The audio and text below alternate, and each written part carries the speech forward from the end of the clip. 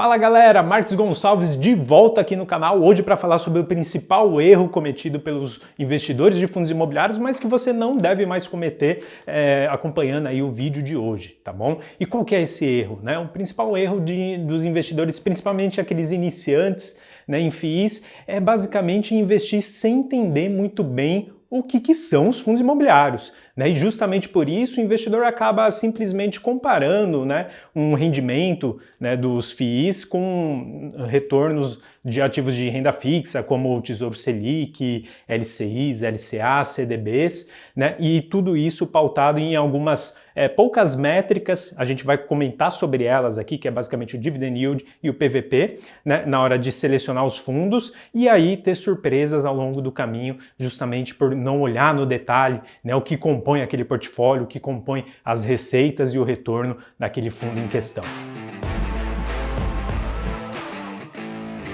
Então, o que os investidores costumam fazer, né, ao analisar um FII de maneira muito simplória, ao meu ver? Eles basicamente olham dois indicadores, né, que eu vou trazer aqui para vocês. O primeiro é o Dividend Yield. Né? O que é o Dividend Yield? Ele é basicamente o provento distribuído pelo fundo em dado momento, dividido ali pelo seu preço, né, de mercado. Então, né, por exemplo, se um fundo distribui ali R$1 por cota, em dado momento, em dado mês, e o seu preço de mercado é 100, seu dividend yield é de 1% referente àquele mês em questão. Né? Então esse é o principal indicador que o investidor olha. Um outro também que acaba olhando, né, é o que a gente chama do múltiplo PVP, que é o preço sobre o valor patrimonial. Então é o preço também ali de mercado, dividido, né, pelo valor patrimonial do fundo. O que é o valor patrimonial? É basicamente o patrimônio líquido do fundo dividido pelo número de cotas, né, daquele fundo em questão. Então, por exemplo, um PVP ali a 1 significa que o fundo está negociando no seu valor patrimonial. Né? Acima disso significa que o preço que o mercado atribui àquele fundo é acima do seu valor patrimonial, o que em tese significa que aquele fundo está caro sob essa métrica, e o contrário, né, quando o PVP está abaixo de 1, significa que o valor patrimonial, né, é maior do que o preço de negociação, o que significaria que o fundo está barato. A gente vai ver que não é exatamente por aí. Então o fato é que o investidor olha aqui um fundo, né, por exemplo, trabalha aqui com um PVP de 0,8, um dividend yield de 1% ao mês, versus ali um CDI de 0,8% ao mês, o investidor olha para isso e fala, bom, investindo, né, no Tesouro Selic aqui eu vou ter essa remuneração de 0,8, por outro lado, em um fundo imobiliário que eu estou de olho ali, eu tenho a possibilidade de receber 1% ao mês, né, pagando um preço menor do que o valor patrimonial dele efetivamente vale. Então, portanto, né, eu vou sair da renda fixa ou deixar de investir ali para investir nesse fundo em questão. Mas será que é por aí mesmo que a gente tem que tomar a nossa decisão de investimento? Bom, não é. E por quê? Bom, primeiro de tudo é que quando o investidor olha, né, o dividend yield ali, né, assumindo que é 1% ao mês e que vai investir por conta disso, ele está assumindo que aquele retorno daquele mês específico vai se perpetuar daqui para frente. Né? Acontece é que ao investir em fundos imobiliários, a gente investe ali em um ativo de renda variável. Renda variável é porque a cota de mercado varia? Não, é porque a renda do fundo, daquele ativo em si, oscila ao longo do tempo pelos mais variados fatores.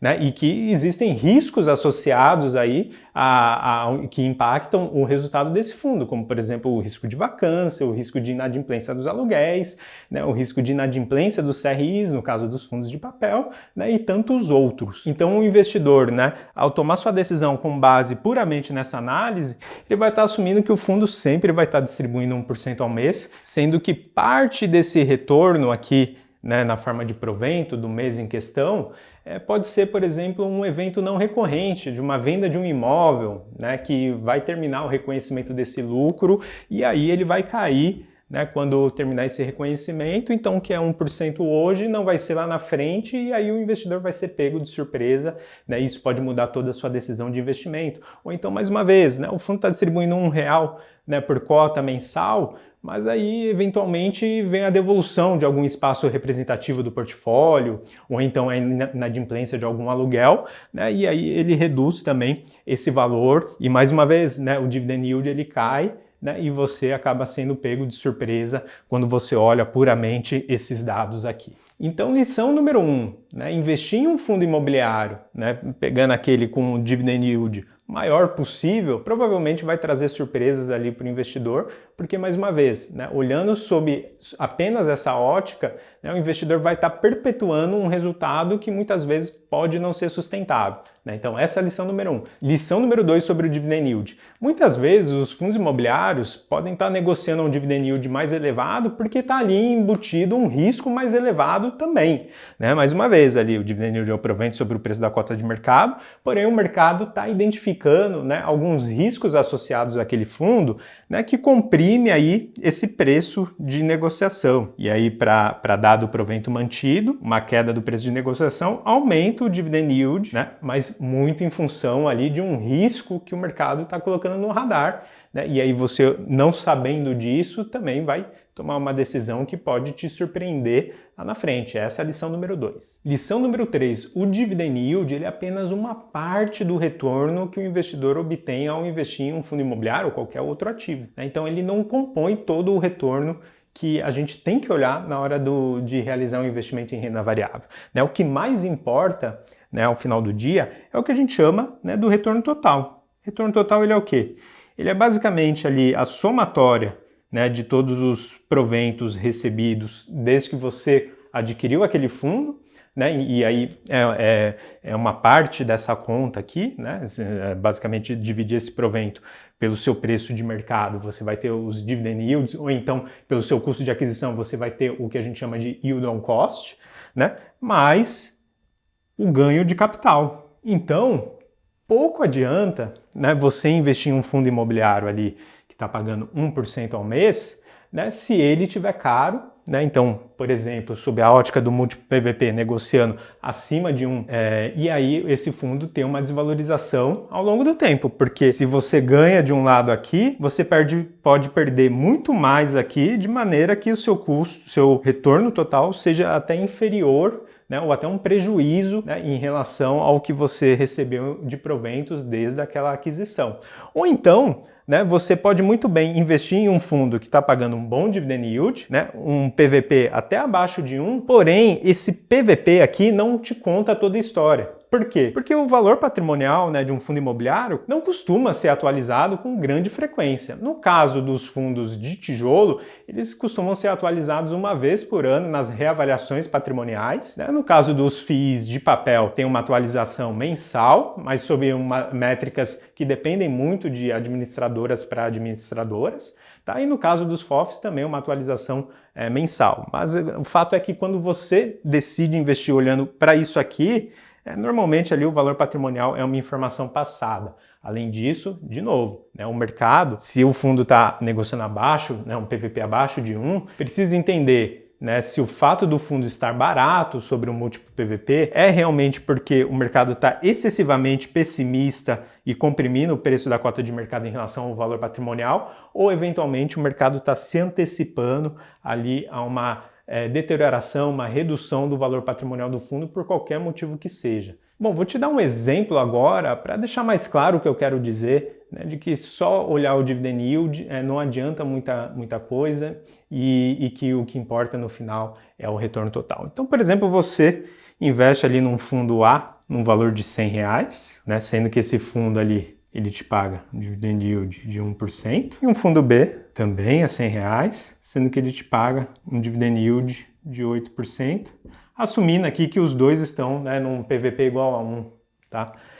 E aí, passado um mês, né, o que você tem é que o fundo A ele deixou de valer R$100 e passou a valer, por exemplo, R$80. Então teve uma desvalorização importante no período.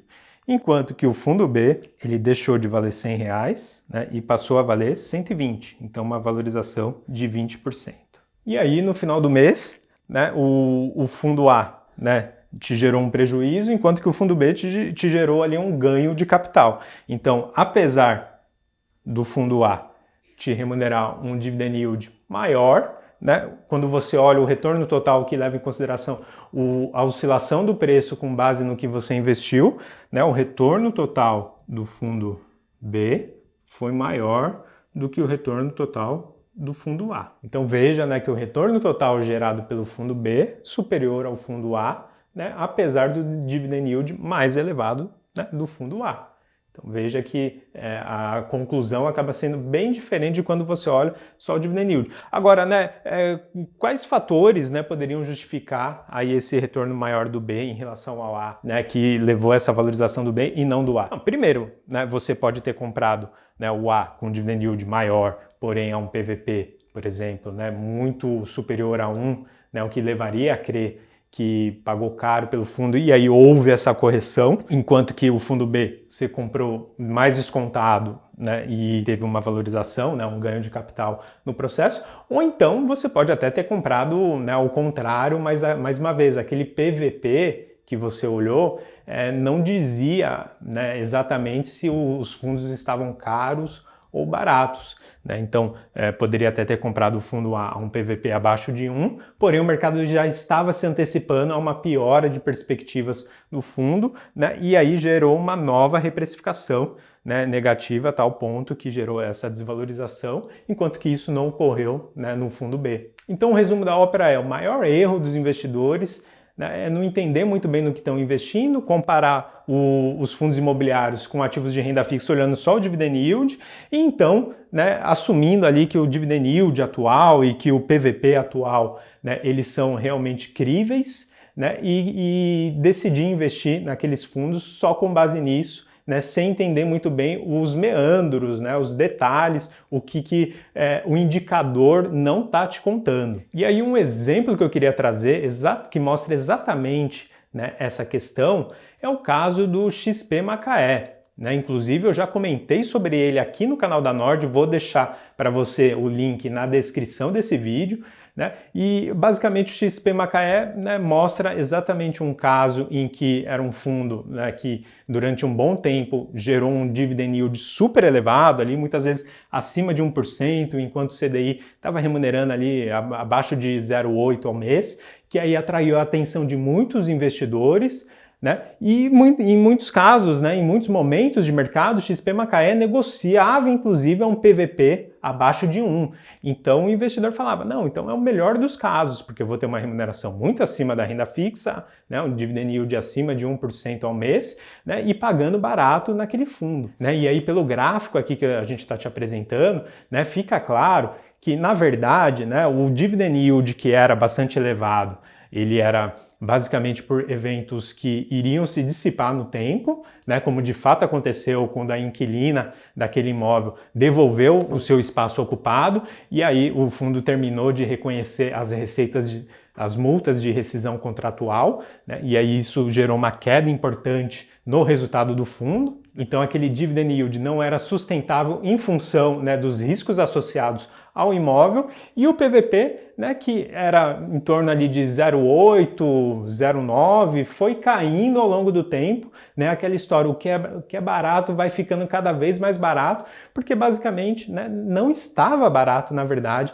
à época, né, o que acontecia era exatamente o mercado já precificando na cota de mercado do fundo, né, uma piora das perspectivas, né, uma dificuldade que o fundo teria em locar aqueles espaços terminada ali o reconhecimento das multas de rescisão, né? E aí o mercado vai reconhecendo, vai desvalorizando ainda mais o preço da cota ao longo do tempo e, né, o que era um PVP de 0,8, 0,9, como eu comentei, vai chegando a 0,5, 0,3, como a gente pode ver aqui no gráfico. Né? Então o investidor comprou o fundo por conta de um dividend yield super elevado, mas que foi caindo ao longo do tempo. E porque o múltiplo PVP foi caindo ao longo do tempo, porque o valor patrimonial, né, que não era atualizado, foi caindo à medida que a administradora, né, fazia a reavaliação patrimonial do imóvel, né, incorporando as dificuldades de locação, reduzindo o valor daquele ativo e impactando o patrimônio líquido do fundo, e o preço da cota de mercado,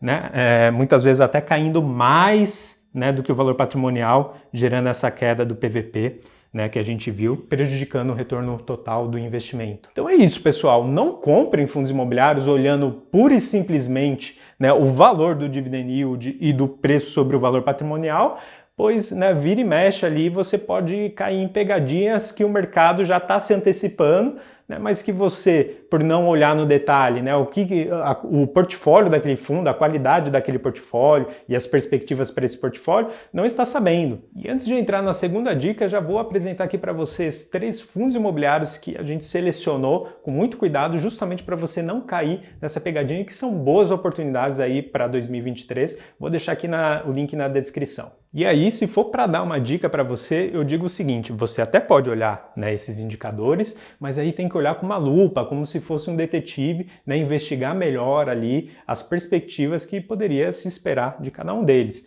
né? E para isso é importante ler os relatórios gerenciais dos fundos que você tem interesse, né, acompanhar as lives com gestores, né, e todos os documentos ali disponibilizados tanto pelo administrador como pelo gestor, seja nos sites, né, dessas instituições ou então, né, em plataformas ali de fundos imobiliários que estão disponíveis na internet, né, para aí sim entender se a receita do fundo vai comportar, né, um dividend yield no atual patamar, ou a perspectiva é até de melhora de resultados, né, e aí acaba sendo mais interessante, ou se pode ser o caso assim de uma receita em queda mais adiante, né, e o que poderia se esperar diante disso, e entender se o valor patrimonial, né, que está marcando ali naquele PVP, ele é de fato crível ou não, dadas as perspectivas para aqueles ativos, tá bom? Então fica aí essa dica para vocês, espero que tenha gostado do vídeo, e caso tenha qualquer outra dúvida, mande aqui nos comentários para a gente fazer um outro vídeo aí sobre fundos imobiliários para você, tá bom? Um grande abraço aí e até a próxima!